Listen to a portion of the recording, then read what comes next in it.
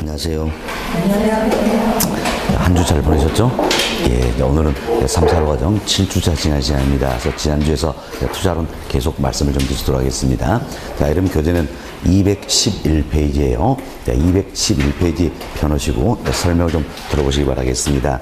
자, 저희들이 이제 투자의 타당성이 있다 없다 판단하기 위해서 현 흐름을 예측하고 분석할 수 있어야 된다는 겁니다. 그래서 현금 흐름이다 이렇게 하는데 과거에는 현금 수지 이런 표현을 많이 썼어요. 그렇지만 최근에는 현금 흐름이다 이 표현도 많이 쓰고 있다는 겁니다. 그래서 현 흐름은 크게 두 가지가 있죠. 지난주도 한번 말씀을 드렸어요. 나에게 들어온 돈이 있고 나간 돈이 있다는 그래서 현금에는 크게 두 가지가 있다. 하나는 현금 유입 부분이 있고 또 하나는 현금 유출 부분이 있겠죠. 그럼 부동산 투자는 크게 3단계를 이룬다 했습니다. 취득, 운용, 처분이다. 각 단계마다 현금이 발생하는데 현금 유입은 언제 발생합니까? 운용과 처분의 과정에서 발생한다 할 수 있겠죠. 먼저 운용의 과정입니다. 내가 임대를 한다 한다면 임대하는 과정에 현금 유입이 이루어진다는 겁니다.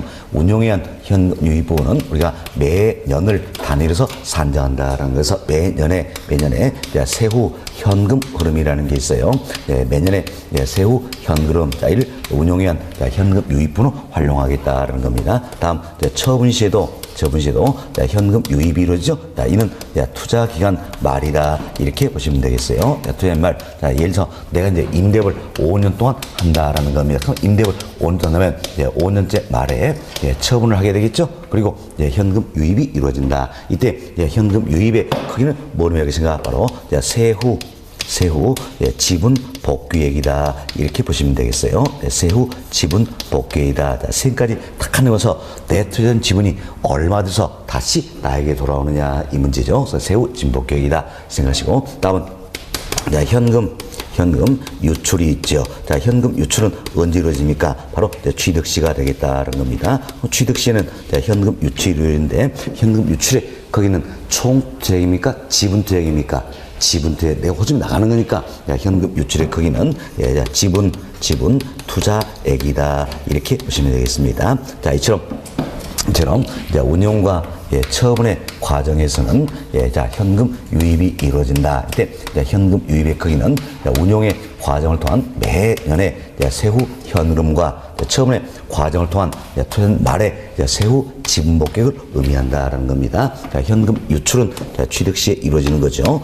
현금 유출의 크기는 취득 시에 지분 퇴액을 말한다 생각하시고 이 같은 현금 유입과 현금 유출 이를 비교해서 투자의 타당성이 있다 없다 판단을 하게 된다는 겁니다. 다만 현금 유출이 현재 이루어진다 가정한다면 현금 유입은 언제 이루어집니까? 미래에 이루어지는 거죠. 그래서 이제 현금 유출 유입 시점이 다르기 때문에 우리는 어때 시점을 맞춰줄 필요가 있더라. 그래서 지난주에 우리 이제 화폐 시장을 치다 이분도 배웠던 것이다 이렇게 생각하시면 되겠습니다. 근데 우리는 이제 이것은 현금 유입 유출이다. 현금을 예측하고 분석할 수가 있어야 되겠다는 건데 중요한 건 바로 현금 유입 부분이죠. 사실 현금 유출은 뭡니까? 지분퇴 뻔하잖아요. 그죠? 그럼 이 지분 예를 통해서 매년에 세후 현금이 어떻게 산정이 되고 또 투자 말에 세후 지분 복귀액이 어떻게 산정이 되는가 이걸 이해하는 게 필요하다는 겁니다. 이 중에서도 특히 중요한 게 바로 뭡니까? 자, 운용의 과정을 통한 매년에 세후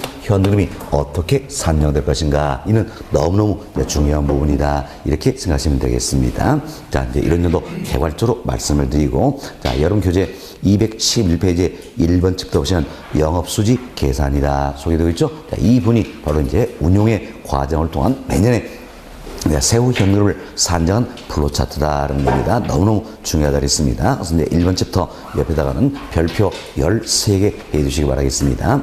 별표 13개 의미가 뭡니까? 최근 5년 동안 이 챕터 관련해서 13문제 연관돼서 출제되었다는 거의 매해마다 2문제, 3문제는 어때? 연관이 된다. 이 생각하시고 잘 들어보시기 바라겠습니다. 먼저 우리가 이제 이렇게 가정을 해봅시다. 내가 여튼 A라는 임대부산을 취득해서 임대업을 하고자 한다는 이야기예요. 그런데 나 이제 5년 동안 임대업을 하고자 한다는 겁니다. 자, A라는 임대부산이니까 총 20실이에요. 20실인데 이제 실당 월 100만 원의 임대를 받을 수 있을 것이다. 이렇게 예상이 된다는 겁니다. 물론 1차 년도예요. 1차 년도다. 2차 년도는 또 이제 인플레 부분이 있기 때문에 임대료 더 많이 받을 수도 있겠죠. 지금 우리 1차 년도 기준해 봅시다. 그래서 1차 년도는 실당 월 100만 원의 임대를 받을 수 있을 것이다. 이렇게 예상이 된다는 이야기예요. 자, 지금 내가 임대를 한다 그랬죠? 임대 온다. 임대 보니까 가장 주된 소원이 뭡니까? 임대료가 되겠지요. 임대료에서 내가 1년 동안 받을 수 있는 최대의 임대료 수입 여기서부터 계산하게 된다는 겁니다. 사실 이 플로 차트는 어때? 1년을 기준으로 했습니다. 그럼 1년을 기준으로 하기 때문에 1년 동안 받을 수 있는 최대의 임대료 수입 이것부터 계산하게 된다는 겁니다. 이를 가려서 우리는 가능 조소득이다 이렇게 이야기해요. 이때 조는 총과 같은 말이다라고 보시면 되겠습니다. 그래서 가능 조소득은 어때? 가능 총소득이다 표현할 수 있겠죠? 또 잠재에 따라서 잠재 총소득이다 이렇게도 표현한다 보시면 되겠습니다. 그렇죠? 가능 총소득은 그럼 어떻게 산정할 것인가? 자 보세요. 자 1년을 기준으로 했죠? 그래서 1년 동안 받을 수 있는 최대의 임대료 수입이다라는 이야기예요. 그래서 매년 예상되는 단위당 임대료가 있다는 겁니다. 자, 매년 예상되는 단위당 임대료 여기에다가 임대 가능 단위수를 곱해버리면 내가 받을 수 있는 최대의 임대료 수입이 산정이 된다는 겁니다. 자, 그럼 우리가 주어진 사례를 통해서 한번 계산해보자는 이야기예요. 자, 이 사례를 한번 봅시다. 그럼 이 사례를 통해서 보시면 자, 매년 예상되는 단위당 임대료다. 이제 임부터 찾아야 되겠죠. 이 사람이니까 단위가 뭡니까? 실이 되겠지요. 실. 그럼 먼저 실당 임대료인데 매년이라 했어요. 결국 1년 기준으로 했더니 1년 동안 실당 얼마 이 문제가 있죠? 그래서 우리 시험은 여기가 함정이라고 했습니다. 항상 시험 월 이렇게 주어지는 경향이 있다는 이야기예요. 그럼 월 100만 원이니까 당연히 1년치로 환산하면 얼마를 곱해야 됩니까? 12를 곱해줘야 된다라는 겁니다. 12를 곱해줘야 된다. 그래서 이제 월 100만 원이니까 여기에 12를 곱해줍니다. 그럼 이 값이 있겠죠. 얼마입니까? 1200만 원이 되겠죠? 이게 결국 뭡니까? 1차 년도 예상되는 단위당 실당 임대료가 되겠다는 겁니다. 여기에 임대 가능 단위수를 곱해주자는 이야기예요. 총 몇 실입니까? 20실이 되겠다는 거죠. 여기에 20 곱해주면 되겠습니다. 이래서 계산하시면 얼마 나옵니까? 2억 4천이 나올 겁니다. 이게 1년 동안 받을 수 있는 최대의 임대료 수입이다라는 일. 그래서 우리가 뭐라고 했습니까? 가능 저소득, 가능 총소득, 잠재 총소득이다 이렇게 표현했습니다. 그렇지만 이 자체가 다 내어주면 들어온 건 아닐 수가 있다는 이야기예요. 왜 그렇습니까? 20실 임대가 다 되면 좋겠지만 경우 따라서는 임대가 안 되었대 비어있을 수도 있잖아요. 자, 이걸 그래서 우리가 공실 이렇게 이야기하는 겁니다. 공실. 자, 다음은 임대는 해줬어요. 그렇지만 경우 따라서는 또 어때? 임대료 못 받는 부분이 있겠죠? 임대료 못 받는 부분이 있다. 이걸 가려서 우리가 이제 불량부채다 이렇게 표현합니다. 불량부채. 이때 불량부채는 다른 말로 대손충당금이다라고도 이야기합니다. 자, 대손충당금 예상하세요. 손실난 금액을 충당하는 금액이다 이렇게 보시면 되겠어요. 그래서 대손충당금이다. 이건 뭘 뜻한다 했습니까? 불량부채 이걸 뜻한다라는 겁니다. 근데 공실 불량부채 이 부분은 내가 어때? 못 받는 부분이잖아요. 못 받는 부분이니까 당연히 가능 총소득에서 빼줘야 되겠지요. 빼준다. 다음 처음 임대를 하다 보면 층층이 또 자판기를 설치할 수 있겠지요. 그래서 이로부터 또 다른 소득을 얻어볼 수 있겠지요. 옥상에 광고탑 하나 설치해주고 또 다른 소득을 얻어볼 수가 있더라. 자, 지하철장 운영하고 또 다른 소득을 얻어볼 수 있겠지요. 시험 가장 주된 수입원인 임대료 이외의 어떤 소득들이 있더란 이야기예요. 그래서 이걸 모두 모아가지고 이제 기타 소득이다 이렇게 표현하는 겁니다. 그럼 기타 소득은 나에게 들어온 거니까 더해줘야 되겠지요. 더해줘서 가능 총소득에서 공실 불량부채를 빼주고 기타 소득을 더해줍니다. 더해주면 실제 총소득이 산정이 된다 쓰겠죠. 이를 가려서 우리가 유효 조소득이다라고 이야기합니다. 또는 유효 총소득이다. 실제 총소득이다라고 표현을 하는 겁니다. 그래서 가능 총소득에서 공실 불량분체를 빼주고 기타 소득 더해지면 자, 유효 총소득이 산정이 된다라는 겁니다. 사실 우리가 이제 이 플로 차트는 지금 예상하는 거잖아요. 따라서 공실 불량분체가 정확히 얼마나 예측된 쉬운 일은 아니더란 이야기예요. 따라서 인근적의 평균 공실률 반영하기도 하고 가능 총소득의 5% 정도 계산도 하기도 한다. 이렇게 참고하시면 되겠습니다. 다음 벌써 이제 우리 처음 유효 총소득을 산정했어요. 이 자체가 다 내오점이 또 들어온 건 아니더란 이야기예요. 내가 처음 임대를 하다 보면 여러 가지 어떻습니까? 경비가 발생하겠지요. 비용이 발생한다는 이야기예요. 자, 이를 가려서 우리 흔히 영업 경비다 이렇게 표현하는 겁니다. 영업 경비 이도 내 호수에 나가는 거니까 빼줘야 되겠죠. 시험 자, 유효 총소득에서 자, 영업 경비를 빼주면 자, 순수히 영업을 통해서 벌어진 소득이 산정이 된다는 겁니다. 자, 이를 가려서 우리 흔히 순 영업 소득이다라고 표현하죠. 순 영업 소득이다. 다음은 또 이제 내가 이 같은 임대업소를 취득하면서 은행으로부터 대출을 받았다는 이야기예요. 대출인데 예를 들어서 은행으로부터 4억 이렇게 대출을 받았습니다. 대출 받으면 1년 동안 어때? 원금 상환 이자 지급이 이루어지겠죠?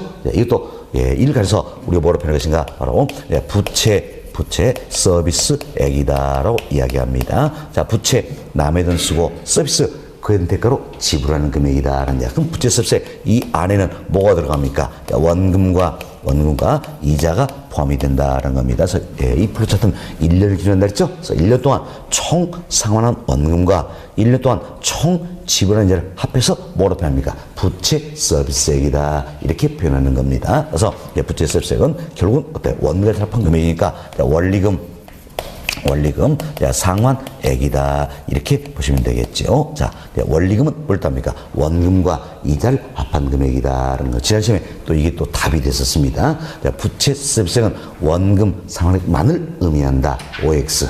X 잘못되어 있죠? 뭐또 포함되니까 이자도 포함이 되는 겁니다. 자, 여튼 부채 서비스도 내 호전에 나가는 거죠. 당연히 빼줘야 되겠죠. 빼주면 우리는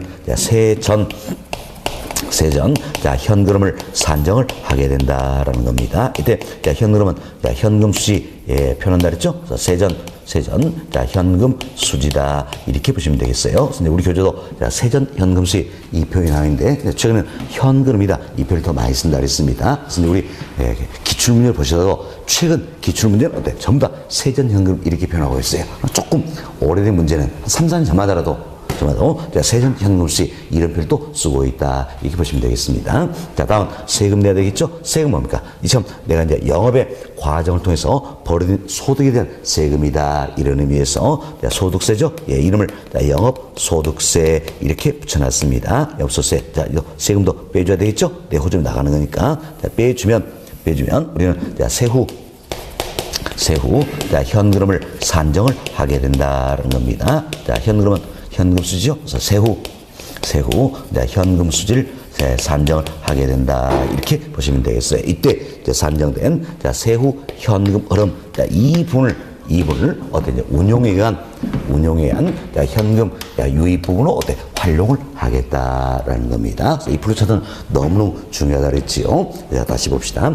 가능 총 소득에서 공실 및 불량분체는 빼주죠. 다음 기타 소득을 더해서 유효 총소득을 산정하고 영업경비를 빼주면 순영업소득, 부채 서비스액 빼주면 세전 현금, 영업소득세 빼주면 세후 현금이 산정이 된다는 겁니다. 그래서 또 여러분들이 역으로도 이해할 수 있어야 되는 겁니다. 여기 보세요. 세후 현금에 영업소득세를 더해주면 뭐가 됩니까? 세전 현금이 되겠지요. 여기에 부채 서비스를 더해주면 어때? 순영업소득. 여기에 영업경비를 더해주면 어때? 유효 총소득이 된다. 이렇게 보시면 되겠습니다. 그래서 이 플로 차트는 너무너무 중요해 보니까 저희 1, 2월 과정도 때 30번 쓰자 그랬죠? 그래서 익숙해지자 그랬습니다. 그래서 이제 이번 과정도 마찬가지예요. 아직까지 익숙해 있지 않으면 연습장에 그대로 써보시기 바라겠어요. 써보시고 첫 글자 따서 외치면서 익숙해져야 된다는 겁니다. 그래서 첫 글자 따서 우리가 가, 공, 기, 유, 영, 순, 부, 세, 영세 이렇게 설명드렸어요. 가공기 유영순 부세 영세다 이렇게 보시면 되겠습니다. 다음 여기서 이제 우리가 처음 이제 순 영업소득을 산정하고자 한다는 이야기예요. 그럼 순 영업소득을 산정해서는 영업 경비에 해당이 되는지 안 되는지 구별할 수가 있어야 된다라는 겁니다. 그래서 자 영업 경비에는 일상적인 유지비라든지 관리비 포함이 되겠죠. 그리고 이제 관리자의 인건비도 포함이 된다는 겁니다. 누구 겁니까? 관리자의 인건비예요. 다음 각종 수수료도 영업경비에 포함이 되어 있고 세금은 재산세입니다. 사실 재산세는 임대차 기간 동안 발생한 세금이다 이런 의미에서 비용 처리해 주겠다는 이야기예요. 그래서 이제 영업경비에 포함이 된다는 겁니다. 다음 보험료예요. 보험료는 소멸성 보험료만 해당이 되는 겁니다. 그럼 소멸성 보험료 이런 겁니다. 내가 매 월마다 보험료 5만 원씩 낸다는 이야기. 근데 만기가 돼서 소멸돼 버리고 돌려받지 못한다는 이야기예요. 우리는 비용 처리 돼야 되겠죠? 그래서 빼주겠다. 영업경비에 인정해 준다는 이야기예요. 대표적인 게 바로 이제 화재 보험료다 이렇게 보시면 되겠습니다. 화재 보험료. 이외에도 내가 이제 임차인 모집하기 위해서 광고비 지출할 수 있겠죠? 다음은 수도비, 전기료, 전화료 등등등이 영업경비에 해당되는 항목이다라는 겁니다. 특히 두 가지 조심하셔야 됩니다. 재산세, 화재 보험료 이들은 영업경비에 포함이 됩니까 안 됩니까? 되는 항목이죠. 되는 항목이다 생각하시고 다음 여기 보세요. 공실 및 불량부채다. 다음 부채 서비스액이다. 영업소득세 이럴 때 별도의 항목으로 빼주고 있다는 이야기예요. 따라서 영업경비에 포함이 됩니까 안 됩니까? 안 된다는 거지요. 안 된다서 공실 및 불량부채 영업경비에 포함되지 않는다는 겁니다. 다음은 이제 부채 서비스액 영업경비에 포함되지 않는다는 거예요. 자 영업소득세 영업경비에 포함이 됩니까 안 됩니까? 안 되는 거죠. 별도 항목으로 빼주고 있다라는 겁니다. 자 그럼 이걸 응용해서 여기에는 이자 지불액이 있네요. 자 이자 지불액 이자채는 어디에 포함되는 겁니까? 부채 서비스액 이 항목에 포함되는 거죠. 그래서 별도로 빼준다는 이야기예요. 따라서 이자 지불액 이 부분도 영업경비에 포함이 됩니까 안 됩니까? 안 된다라는 겁니다. 안 된다. 다음 건물 자체에 대한 감가상각비 이 부분도 영업경비에 포함되지 않는다라는 겁니다. 그래서 여러분들이 이 프로젝트를 통해서 공실 및 불량부채, 부채 서비스액, 영업소득세 이들할 때 별도 항목으로 빼주니까 영업경비에 포함이 됩니까 안 됩니까? 안 된다라는 거지요. 특히 세 가지. 이자 지불액, 영업소득세, 감가상각비 이들은 영업경비에 포함이 됩니까 안 됩니까? 안 된다는 겁니다. 잘 이해하셔야 됩니다. 자 우리가 특히 잘 이해하자고 몇 가지 말씀드렸는데 재산세, 화재 보험료는 영업경비에 포함이 됩니까 안 됩니까? 된다는 거지요. 된다. 그렇지만 이자 지불액, 영업소득세, 감가상각비 이들은 보세요. 이자 지불액, 영업소득세, 감가상각비 이들은 영업경비에 포함이 됩니까 안 됩니까? 안 된다. 이렇게 구분하시면 되겠어요. 특히 세금 관련해서 재산세는 영업경비에 포함이 된다 그랬습니다. 그렇지만 영업소득세는 영업경비에 포함이 됩니까 안 됩니까? 안 된다. 이렇게 잘 정리가 되셔야 될 부분입니다. 자 다음은 우리가 이제 세후 현흐름 를 산정하기 위해서는 영업소득세를 계산할 수 있어야 되겠죠? 세금을 계산할 수 있어야 한다. 항상 세금 계산할 때는 뭐가 필요합니까? 과표, 과세 대상소득이 필요하다라는 겁니다. 그래서 우리는 순영업소득을 기준해서 과세 대상소득을 산정할 수 있고 세전 현흐름을 기준으로 할 수도 있다는 이야기예요. 그래서 우리 순영업소득을 기준으로 해봅시다. 자 여기 보세요. 영업소득을 기준으로 한다면 여기에 대체 충당금이라는 게 있습니다. 대체 충당금은 더해줍니다. 더해주고 다음은 이자 지불액과 감가상각비 이 부분은 빼준다는 이야기예요. 빼준다. 자, 이렇게 해서 우리는 이제 과세 대상소득을 산정하게 된다는 거죠. 과세 대상소득을 산정하고, 여기에 세율을 곱해주면 영업소득세가 산정이 된다. 이렇게 보시면 되겠습니다. 이때 산정된 영업소득세 이걸 어떻습니까? 여기에 대입하면 되겠죠? 대입해서 세전 현금에서 영업소득세 빼주면 어때? 세후 현금을 산정을 하게 된다라는 겁니다. 근데 여기 보세요. 이제 순 영업소득에 대체 충당금을 더해주는 거지요. 이때 대체 충당금은 말 그대로 보세요. 대체시키기 위해서 충당하는 금액이다 이런 뜻이에요. 내가 이 임대용선을 취득해서 임대를 5년 또 한다 했어요. 그럼 5년도 한데 4년째가 되면 에어컨을 전면 교체할 필요가 있다는 이야기예요. 네? 이때 목돈이 들어가겠죠? 일리에서 매년마다 대체시키기 위해서 매년마다 일정 몇씩 충당하겠다. 이게 대체 충당금이에요. 그래서 여기서도 조심하셔야 되는데 대손 충당금과 대체 충당금은 어때? 엄연히 다른 말이다라는 겁니다. 다른 말이다. 그죠? 대손 충당금은 뭘 이야기합니까? 불량부채. 이걸 의미하는 것이고, 대체 충당금은 대체시켜서 충당하는 금액이다. 여러분들이 아파트 거주하면서 관리비 내시잖아요. 그럼 관리비 항목 중에 장기순 충당금이다. 이런 항목 있잖아요. 이와 아주 유사한 개념이다. 이렇게 생각하시면 되겠습니다. 자, 참.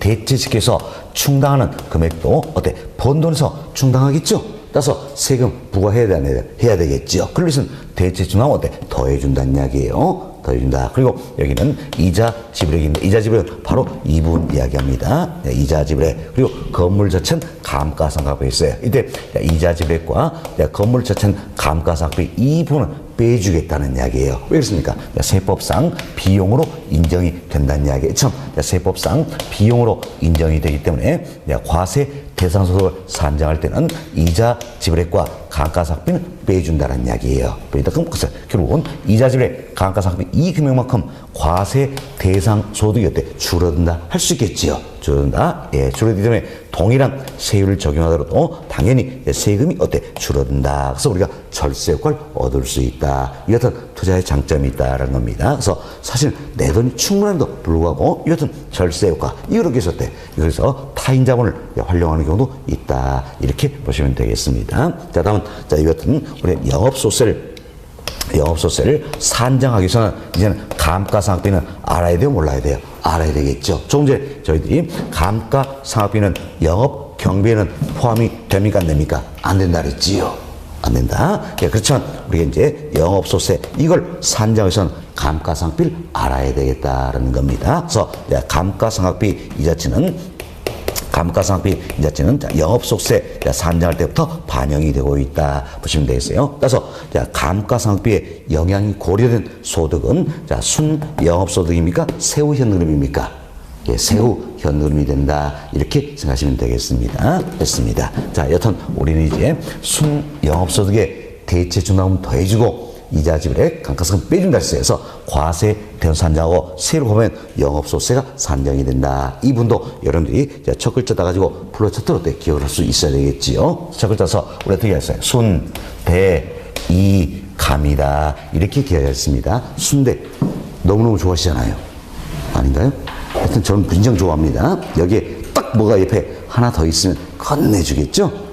아주 좋습니다. 일단 순대이감이다. 이렇게 생각하시면서 기억을 좀 해놓으시기 바라겠습니다. 다음 이제 여기 봅시다. 이제 우리가 플로차트를 설명을 드렸는데 다음 여기 보세요. 이제 우리가 이 같은 유효 총소득을 산정을 하고자 한다는 이야기예요. 그럼 이제 유효 총소득을 산정하기 위해서는 어디까지 알면 되겠습니까? 여기까지 알면 되겠다는 거죠.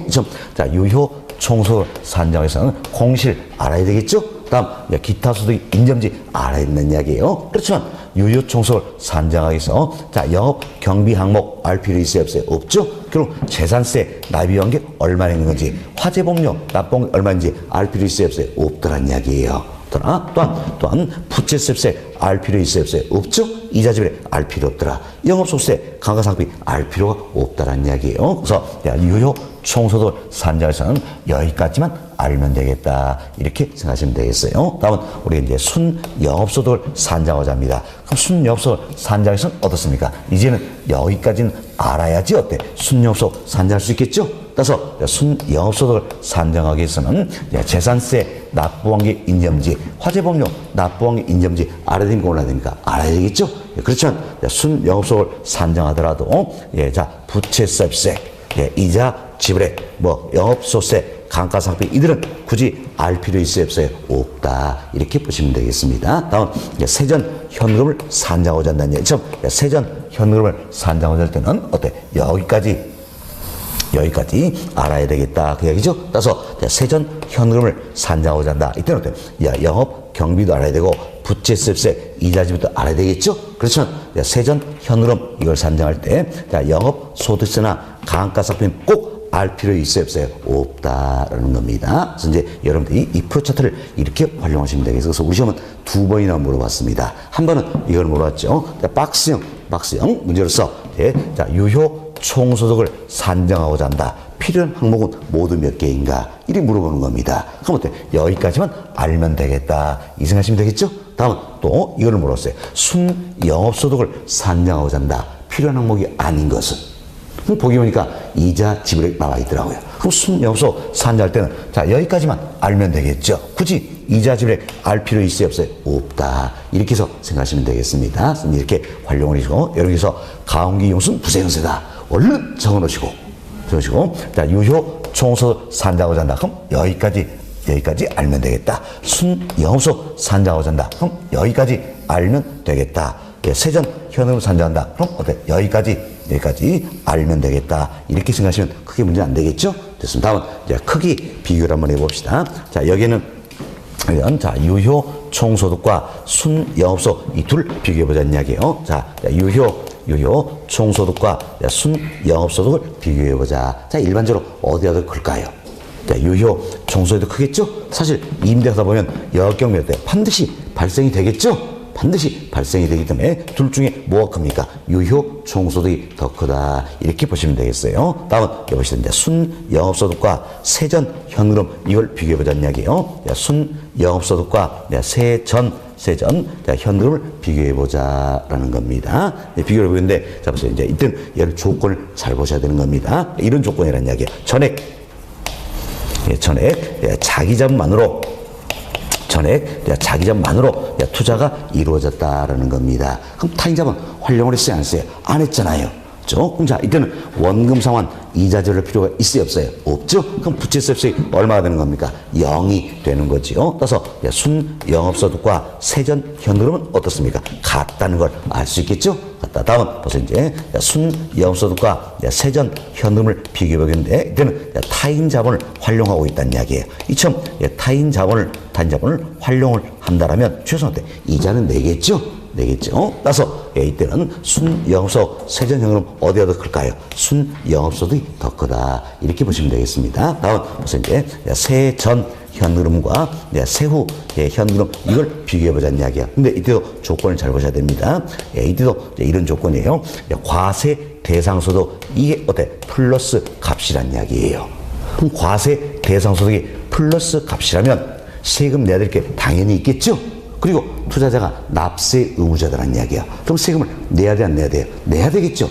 이걸 가져간다면, 이 같은 경우를 가져간다면 세전 현금과 세후 현금 어디가 더 클까요? 세전 현금이다. 이렇게 생각하시면 되겠습니다. 됐습니다. 그래서 이제 이분도 우리 시험에 몇 차례 출제되면서 또 이분이 또 답이 된 적이 있지요. 여기 보세요. 순영업소득과 세전 현금은 동일할 수 없다. 이 질문이 나왔어요. OX. X 잘못됐죠. 순영업소득과 세전 현금은 어때? 경우에 따라서 동일할 수도 있다는 이야기예요. 언제입니까? 전액 자기 자본만으로 어때? 투자가 이루어진 경우다. 이렇게 생각하시면 되겠습니다. 됐습니다.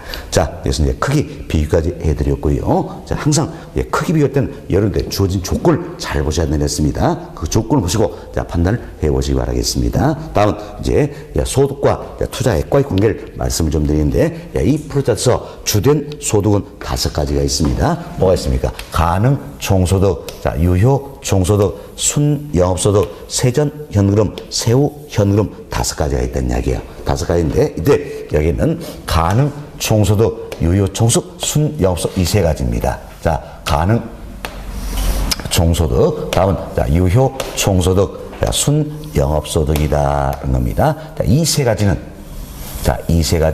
어때? 좀 이자 지불액 공작이 전이라는 이야기예요. 그럼 이자 지불 공작이 전이니까 남의 돈의 대가도 어때? 포함이 되어 있겠지요. 따라서 이 세 가지는 어떤 이제 총 투자액에서 발생된 부분이다. 따라서 이 세 가지는 비교하더라도 뭐과 비교합니까? 총 투자액과 비교를 하게 된다. 잘 이해하셔야 됩니다. 가능 총소득, 유효 총소득, 순영업소 이 세 가지는 뭐과 비교합니까? 총 투자액과 비교한다는 겁니다. 다음 여보세요. 세전 현금 흐름이 있고요. 세후 현금 흐름이 있다는 거죠. 이 두 가지입니다. 이 두 가지는 이자지불의 공제한 다음이잖아요. 그럼 이자지불을 공제한 다음이니까 남의 돈 대가는 다 빠져나갔어요. 오로지 뭐만 남았습니까? 내 돈에 대한 대가만 남았겠지요. 그래서 이 두 가지는 뭐에 대해서?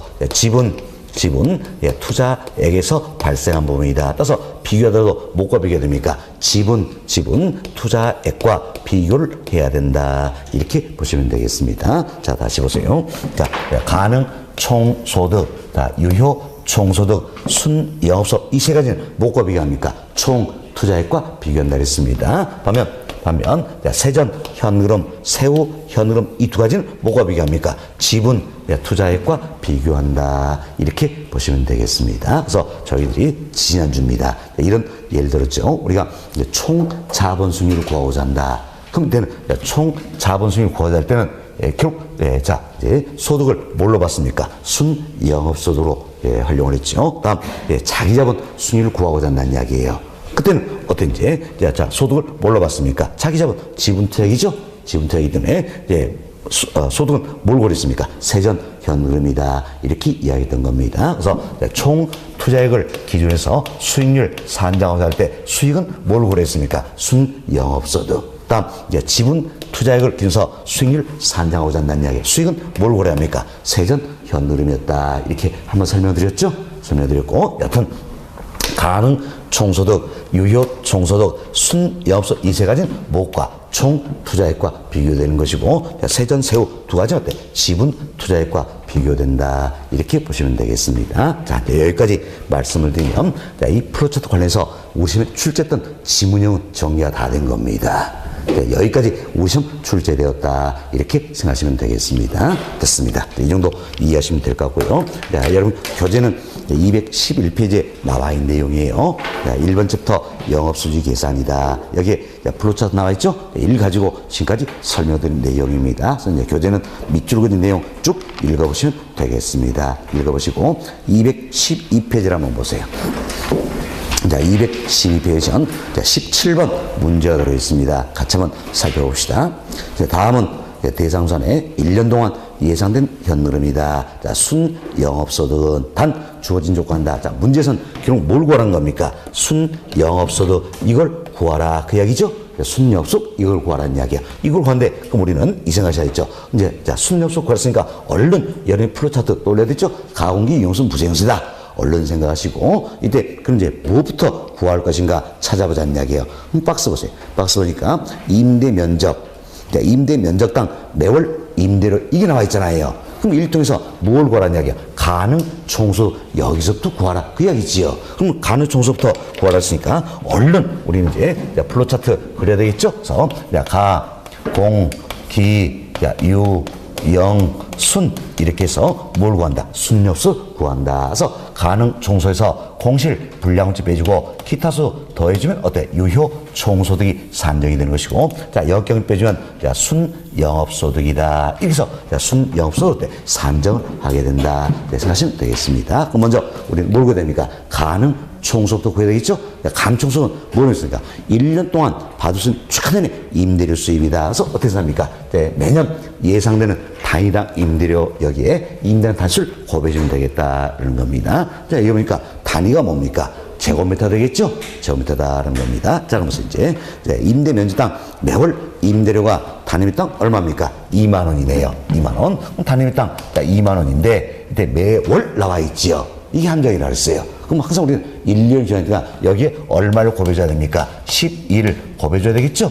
이게 결국 뭡니까? 매년 예상되는 단위당, 즉, 단위몇당 임대료가 되겠다. 여기에 임대 간 단수를 어때? 곱해주면 되겠다라는 겁니다. 얼마입니까? 100제곱미터 되겠죠? 100 곱해주자. 때려서 계산해 보세요. 때려서 계산하시면, 자.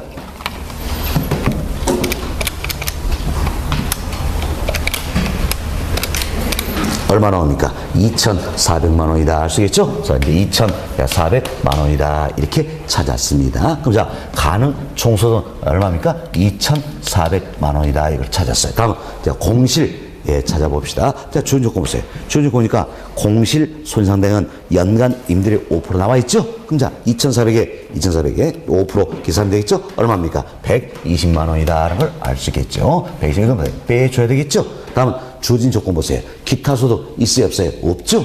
없으면 바로 넘어가면 되는 겁니다. 자, 항상 주어진 조건만 고려하기 때문에. 자, 그럼 이제 2,400에서 120 빼주니까 얼마 됩니까? 2,280만 원이다. 알 수 있겠죠? 여기서 이제 영업 경비 찾아봅시다. 영업 경비 보니까 자, 유효 총소득의 60%다. 그랬죠? 그럼 자, 유효 총소득 2,280이죠? 여기에 60% 계산하면 되겠죠? 얼마입니까? 1,368만 원이다. 알 수 있겠죠? 그러나 여기에 또 하나의 함정이 있는 겁니다. 자, 보세요. 이제 자, 영업 경비 유효 총소득 60%인데 60을 얼마입니까? 1,368만 원이잖아요. 그렇죠? 여기는 감가상각비 200만 원이 포함이 되어 있다는 이야기예요.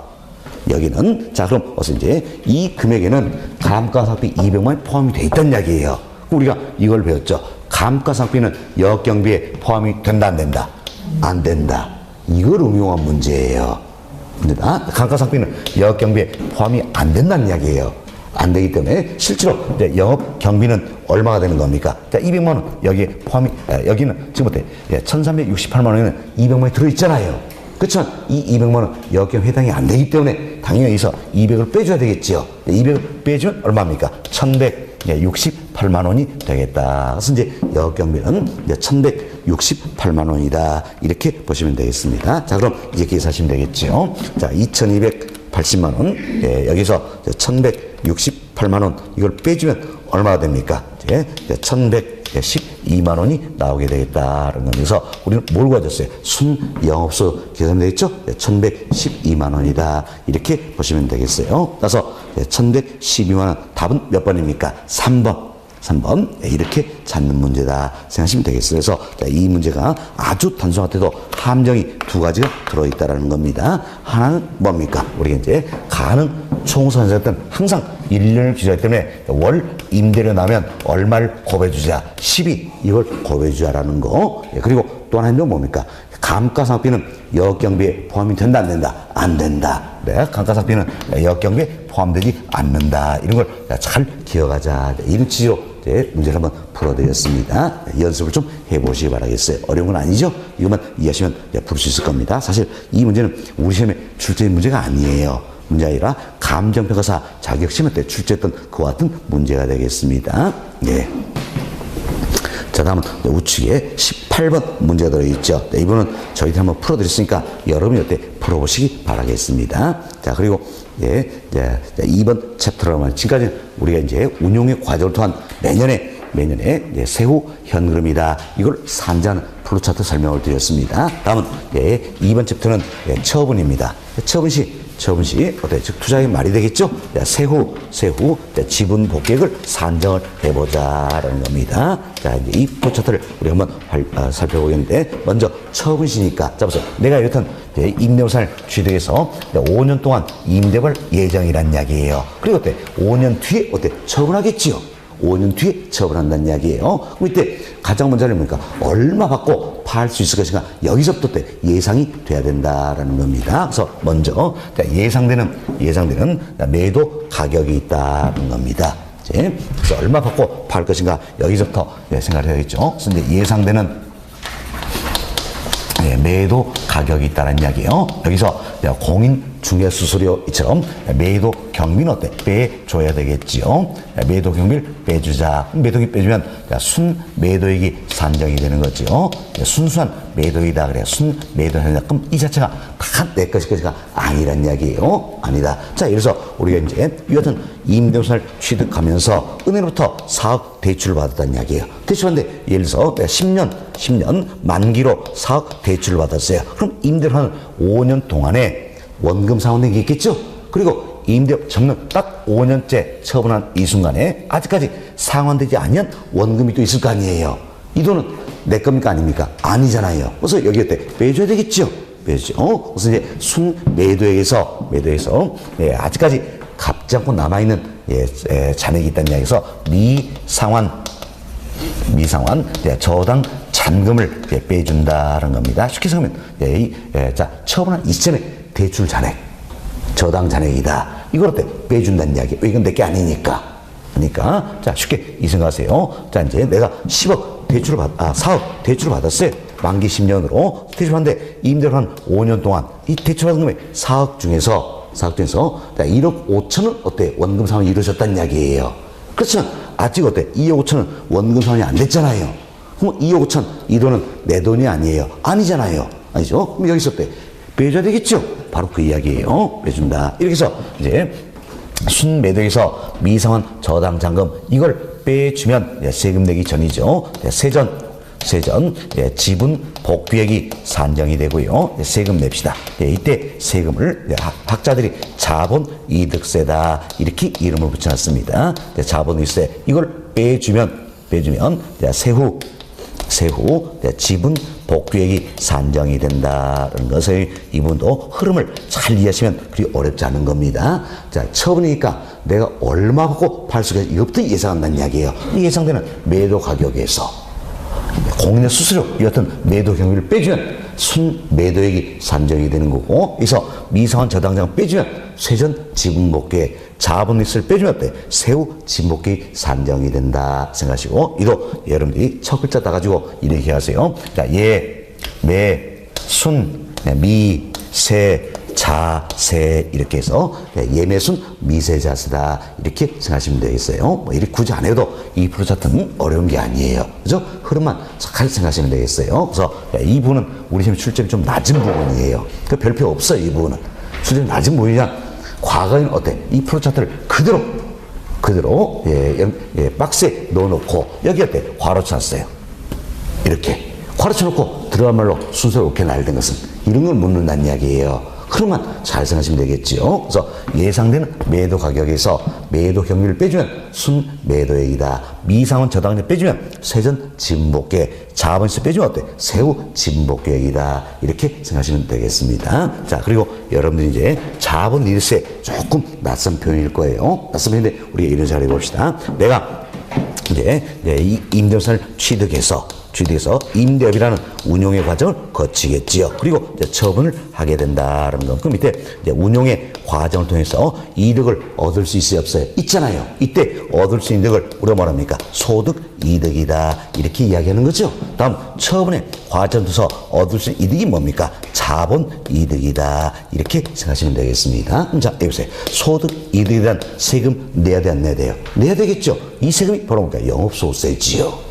다음 자본 이득에 대한 세금 내야 돼, 안 내야 돼요? 내야 되겠죠. 이때 세금이 뭡니까? 자본이득세예요. 그래서 학자들이 자본이득에 대한 세금이다. 이름이 있었대. 자본이득세 이렇게 이름 붙였다는 이야기예요. 이해하시겠죠? 이 부동산 학문을 하시는 학자분들이 자존심이 엄청 강합니다. 저 역시도 마찬가지예요. 저도 학위 다 받았으니까 자존심이 굉장히 강합니다. 그래서 똑같은 말 안 쓰려고 그래요. 어떻게든지 말을 바꿉니다. 그래서 맨 처음에 교재 쓰신 분이 부동성 써놓으니까 그 다음 뭡니까? 비이동성 이렇게 쓰는 겁니다. 그 다음 뭡니까? 지리적 위치 고정성이 이렇게 쓰는 거예요. 그래서 동요들이 계속 나온 거예요. 나와요. 이렇게 생각하시면 되겠어요. 이분도 마찬가지예요. 자, 우리 아주 쉽게 생각하면 이렇게 생각하시면 돼요. 자, 처분 시 얻는 이득이 결국 뭡니까? 자본이득. 이거 어때? 양도 차익이잖아요. 매매 차익이다. 그죠? 거기에 따라서 뭡니까? 양도소득세잖아요. 그렇죠? 그럼 여기에 양도소득세 이렇게 표현하면 좋겠지만 똑같은 말 안 쓰려고 한다는 이야기예요. 그래서 뭐라고 했어요? 자본이득세 이렇게 나올 뿐이지 여기에 자본세는 결국 뭘 얘기합니까? 양도소득세, 양도소득세. 이제서야 됐습니다. 이렇게 생각하시면 되는 거예요. 양도소득세다 이렇게 보시면 그래서 자본이든 세금이다 이런 의미인데 이건 양도소득세다 이렇게 보시면 되겠습니다. 자, 이래서 이제 2번 챕터 지분 복귀액의 계산이다. 이분도 다 말씀을 드렸어요. 플로차트 정도만 이해하시면 되겠습니다. 됐습니다. 다음 페이지 넘어가 보세요. 넘어오시면 214페이지의 세 번째 챕터. 자, 영업소득세, 자본세 계산 과정이 나와 있지요. 그런데 이제 우리가 영업소득세 산정할 때 사역돼서 어떻게 해졌어요? 순대이감 기어자리 있죠? 예, 기어자. 이 부분만 보시면 될 것 같습니다. 이만 보시고 이제 자본 리스트의 계산 과정이다. 신경 쓰지 마세요. 예, 신경 쓰지 마시기 바라겠습니다. 자, 이렇게 우리는 이제 자, 현금 유입 유출 관련해서 자, 예측 후 분산은 부분들 다 살펴드렸습니다. 특히 중요한 건 뭐였습니까? 바로 운용의 과정에서 매년에 세후 현금이 어떻게 산정될까 너무너무 중요한 부분이었다 생각하시고 정리 잘 하시기 바라겠습니다. 자, 다음 이제 여러분 교재 215페이지 7절로 넘어갑니다. 자, 지금까지 저희들은 이제 현금 흐름 두 가지죠. 현금 유입 유출 이 자체를 예측으로 분석을 했습니다. 그럼 자, 이 내용을 토대로 해서 이제는 투자의 타당성이 있다 없다 판단하겠죠? 좀 투자의 타당성이 있다 없다 판단 분석 기법도 여러 가지가 있어요. 여러 가지인데 우리 시험은 주 4가지 가지고 많이 물어봅니다. 자, 먼저 할인 현금 분석법이라는 게 있습니다. 할인 현금 분석법이다라는 게 있는데, 자, 이건 말 그대로 보세요. 자, 현금 흐름을 분석해서 타당성 있다 없다 판단하는 방법이라는 이야기. 그럼 이때 현금에는 크게 2가지가 있죠. 하나는 뭡니까? 현금 유입 부분이고, 또는 뭡니까? 현금 유출 부분이다 할 수 있겠죠. 그래서 자, 할인 현금 분석법이다. 이 기법은 결국은 자, 현금 자, 유입 부분과 자, 현금 자, 유출 자, 이를 어떻게 비교해서 타당성 있다 없다 판단한다는 이야기예요. 그리고 뭡니까? 나에게 들어온 돈, 나간 돈 이걸 비교하겠다는 이야기예요. 비교하는데 자, 보세요. 할인한다 그랬습니다. 우리 지난주에 배웠네. 할인한다. 이 무슨 뜻이에요? 미래를 현재로 바꿔준다 이런 의미가 되겠죠. 따라서 자, 현금 유입도 어떻습니까? 현재 가치로 바꿔주고, 자, 현재 가치죠. 자, 현금 유출도 자, 현재 가치로 바꿔준다는 이야기에서 자, 현금 유입도 자, 현재 가치로 바꿔주고요. 자, 현금 유출도 자, 현재 가치로 바꿔주겠다. 그래서 현재 가치 기준으로 자, 현재 가치 기준으로 자, 현금 유입과 자, 현금 유출 비교해서 타당성 있다 없다 판단한 분석 기법이 뭡니까? 할인 현금 분석법이다. 이렇게 보시면 되겠습니다. 따라서 이것은 할인 현금 분석법 이 자체는 현금 유입, 유출 모두를 현재치로 바꿔주기 때문에 당연히 화폐의 시간 가치를 고려한다. 이것은 장점 있는 기법이다. 이렇게 보시면 되겠습니다. 또한 할인 현금 분석법은 자, 투자 기간 또한 모든 자, 현금을 고려하고 있다. 이렇게 보시면 되겠습니다. 이건 여러분 이 생각을 하시면 되겠는데, 자, 우리가 이렇게 합시다. 내가 임대부산을 취득해서 5년 동안 임대를 한다 가정합시다. 그럼 자, 1차년도, 2차년도, 3차년도, 4차년도, 5차년도, 5년 동안 임대를 한다는 이야기예요. 하면 어떻습니까? 이제 이처럼 여기가 어떤 이제 취득 시점이 되겠죠? 취득 시점에는 뭡니까? 현금 유출이 이루어진다는 이야기예요. 유출이 된다. 이건 어떻게 취득 시에 뭘 의미합니까? 바로 지분 투자액을 의미한다. 이렇게 보시면 되겠죠. 지분 투자액이다. 다음 이 시점에서 임대부산을 취득해서 임대를 한다는 이야기 5년 동안. 그럼 매년마다 운용에 의한 자, 현금 유입분이 있다라는 겁니다. 자, 현금 유입이 이루어진다. 자, 이는 어떤 운용에 의한 현금 유입 부분이 되겠죠. 뭘 답니까? 매년에 세후 현금이다 할 수 있겠죠. 세후 현금 우리 예수 배웠잖아요. 세후 현금 이 부분이 되겠죠. 그리고 투자 말인 5년째 이때 또 현금 유입이 이루어진다. 이는 뭡니까? 처분에 의한 현금 유입 부분이 되겠죠. 바로 뭡니까? 세후 지분 복귀액이다 할 수 있겠죠. 이처럼 투자 기간 동안에 모든 현금 유입 부분, 현금 유출 부분 이걸 고려해서 타당성이 있다 없다 판단하는 방법이 뭡니까? 할인 현금 분석법이에요. 결국은 할인 현금 분석법 이 기법 자체는 투자 기간 동안에 모든 현금을 고려하고 화폐 시가치도 고려하기 때문에 정확도가 아주 높다 할 수 있겠지요. 그러나 계산일 때 조금 복잡하다는 하나의 단점이 될 수 있겠네요. 자, 그러면 여튼 할인 현금수법 여기도 대표로 기법이 3가지가 있습니다. 순현재 가치법이다. 줄여서 순현가법. 다음은 수익성 지수법. 다음은 내부 순율법이다. 이 방법들이 대표적인 할인 현금분석법의 일종들이다. 이렇게 생각하시면 되겠습니다. 자, 다음 2번째로 자, 비할인, 자, 현흐름 분석법이라는 게 있습니다. 자, 그대로 보세요. 자, 현흐름을 분석하는데 비할인이라 했어요. 그럼 할인을 합니까, 안 합니까? 안 한다는 이야기지요. 그럼 할인하지 않는 게 뭡니까? 있는 그대로 놓고 보겠다는 이야기예요. 따라서, 자, 이는 화폐의 시간 가치를 고려합니까? 고려치 못합니까? 고려치 못한다. 알 수 있겠죠. 여기도 대표적인 기법이 단순 회수 기간법이라는 게 있습니다. 이는 줄여서 회수 기간법 이렇게 표현하고요. 다음은 회계적 이익률 법이라는 게 있어요. 이때 회계적 이익법은 아주 다양하게 표현되는 겁니다. 회계적 수익률법, 우리 교재는 수익률법 이렇게 나와 있을 겁니다.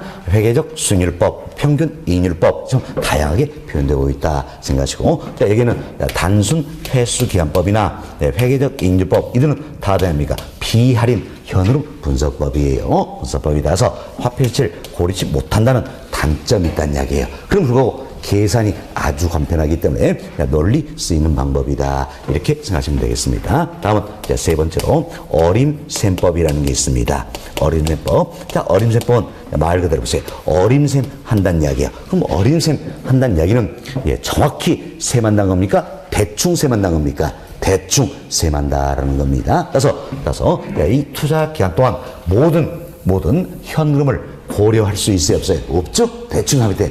모두 고른 게 아니라냐. 그럼 뭐만 고려할 것인가? 1차년도 운용에 한 현금 유입 부분이겠지요. 즉 1차년도 운용에 한 세후 현금을 산전 2% 차트, 이거 하나만 고려하겠다는 이야기예요. 이거 하나만 고려해서 내가 임대 5년 한대. 근데 이거 하나만 고려했다. 그래서 1차년도에 순영업소득이 2억이라면 2차년도 순영업소득 2억으로 보겠다는 이야기예요. 3차년도 2억이고 4차년도 2억, 5차년도 2억 이렇게 보겠다는 이야기예요. 그래서 타당성 우사하겠다. 이 기법이 어림셈법이에요. 그럼 어림셈법 역시 화폐의 시간 가치를 고려합니까? 고려치 못합니까? 고려치 못한다. 아주 비효율적으로 할 수 있겠죠. 그래서 정확도는 떨어져요. 그렇지만 워낙 계산이 간편하고 이해하시기 때문에 역시 널리 쓰이는 기법이다. 이렇게 보시면 되겠습니다. 이것은 어림셈법에도 이제 대표적으로 승수법이라는 게 있고, 다음은 수익률 법이라는 게 있다라는 겁니다. 다음은 이제 네 번째로 비율 분석법이라는 게 있어요. 비율 분석법이다. 이 비율 분석법은 이제 비율로 분석해서 타당성 있다 없다 판단하는 방법이다라는 거. 그럼 자, 아세요? 이 프로차트가 있죠. 이 프로차트에 항목과 항목을 연결시켰다. 자, 그래서 부채 서비스과 순영업소 이걸 연결시켜서 비율로 분석하겠다냐. 그래서 타당성 있다 없다 판단하는 방법이 바로 비율 분석법이다. 그럼 비율 분석부터 1차도 플로차트 이걸 활용을 주로 하기 때문에 당연히 비율 분석부터 화폐의 시가치를 고려합니까? 고려치 못합니까? 고려치 못한다는 이야기예요. 여기도 여러 가지 기법들이 있습니다. 기법에 가장 대표되는 게 LTV, 대부 비율이라는 거죠. 다음은 부채 비율, 다음은 DCR, 부채 감당률 등이 있다. 사실 이 세 가지가 가장 중요한 부분들이고, 우리 시험 출제비 아주 높은 부분들이 이 세 가지. 이외에도 영업 경비 비율이다, 채무 불이행률, 총자산 회전율 등등등이 있다. 이렇게 생각하시면 되겠습니다. 자, 이렇게 해서 저희들이 이제 투자의 타당성 있다 없다 판단하는 기법 네 가지를 개괄적으로 이야기를 드렸어요. 자, 투자의 타당성 분석법 여러분들 우리 지금 네 가지 살펴드린 겁니다. 뭐가 있었습니까? 할인 현금분석법, 비할인 현금분석법, 어림셈법, 비율 분석법 등이 있다 생각하시고, 이때 할인 현금분석법에는 순현가법, 수익성 지수법, 내부 수익률법이 있다. 자, 비할인 현금분석법은 뭡니까? 단순 회수기간법, 회계적 이익률법이 있다. 다음 어림셈법에는 승수법, 수익률법이 있다. 비율 분석법에는 LTV, 부채별, DCR 등이 있다. 이렇게 먼저 이해가 좀 되셔야 되는 겁니다. 다음은 여기서 이제 이 같은 타당성 분석 기법이 있습니다. 이 중에서 우리가 이제 투자 기간 동안 5년 동안 임대하면 이 2년 동안 모든 현흐름을 고려하는 기법은 딱 하나예요. 뭡니까? 할인 현흐름 분석법이다. 할 수 있겠죠. 또한 이 타당성 분석 기법 중에 화폐의 시가치를 고려한 것도 딱 한 가지네요. 뭡니까? 할인 현흐름 분석법이다라는 겁니다. 이렇게 생각하시고, 할인 현흐름 분석법 대표 기법이 세 가지가 되겠죠. 순현가법, 수익성 지수법, 내부순위법 이 세 가지는 모두가 화폐 자체를 고려하고 있다. 장점이 있다는 이야기예요. 또한 투자는 또한 모든 현흐름을 고려하고 있다는 겁니다. 그렇지만 단순 회수이한법, 회계적 익률법, 승수법, 수익률법 등은 화폐 자체를 고려합니까? 고려치 못합니까? 고려치 못한다. 이렇게 보시면 돼서 여러분들이 여기서 화폐 자체를 고려하느냐 고려치 못하느냐 이 부분부터 잘 구별해야 되는 겁니다. 경우 뜻은 우리 시험 때 한 문제로 출제되기도 하고 또 어때? 지문은 지문은 여러 차례 제가 출제했던 그 같은 부분이에요. 그래서 우리가 지금 여러 가지 타당성 분석 기법을 말씀드렸어요. 이 중에 화폐 자체를 고려하는 기법은 딱 하나란 이야기 뭡니까? 할인 현흐름 분석법이다라는 거죠. 여기에 대표적인 세 가지 이따 설명드렸죠? 뭐가 있습니까? 순현가법, 수익성 지수법, 내부순위법 이들은 화폐 자체를 고려하는 기법이라는 이야기예요. 그렇지만 단순 회수이한법, 회계적 이익률법, 승수법, 수익률법 이들은 화폐 자체를 고려합니까? 고려치 못합니까? 고려치 못한다 생각하시고 이걸 학자에 따라서는 또 이렇게 구분하기도 한 겁니다. 화폐 자체를 고려하고 있는 할인 현흐름 분석법 이걸 가려서 할인 방식이다 이렇게 표현하는 거고 다음 화폐 자체를 고려치 못하는 비할인 현흐름 분석법, 어림셈법, 비율 분석법 이 세 가지를 모두 모아서 어때? 비할인 방식이다 이렇게 표현하기도 합니다. 근데 이 세 가지 모두 모아서 비할인 방식이다 이렇게 표현하기도 하고 이때는 비할인 현흐름 분석법 이 기법을 전통적인 투자 분석 기법이다 이렇게 설명하기도 한다는 이야기에서 우리 교정은 전통적인 투자 분석 기법 소개되는데 이게 바로 뭡니까? 우리가 했던 비할인 현흐름 분석법을 의미한다. 그래서 학자에 따라서 이처럼 크게 할인 방식과 비할인 방식 두 가지로 구분하기도 한다는 거. 근데 할인 방식은 결국 뭡니까? 화폐의 시장 가치를 어때? 고려하는 그와 같은 기법을 이야기하는 것이고 비할인 방식은 화폐에서 어때? 고려치 못하는 기법을 의미하는 것이다. 이렇게 생각하시면 되겠습니다. 그래서 오늘 여러 가지 타당성 분석기법 이야기했는데 결국 화폐 시장가치 고려하는 건 오늘 말씀 내용 중에 딱 세 가지 들어있네요. 뭡니까? 순현가법, 수익성 지수법, 내부 수익률법이다. 이렇게 생각하시면 되겠습니다. 자, 그래서 저희도 이제 타당성 분석기법 개괄적으로 소개를 다 해드렸어요. 일단 여기까지 말씀드리고 잠시 쉬었다가 다음 시간에는 하나씩 좀 더 구체로 이렇게 설명을 좀 드리도록 하겠습니다. 쉬고 쉬었답니다.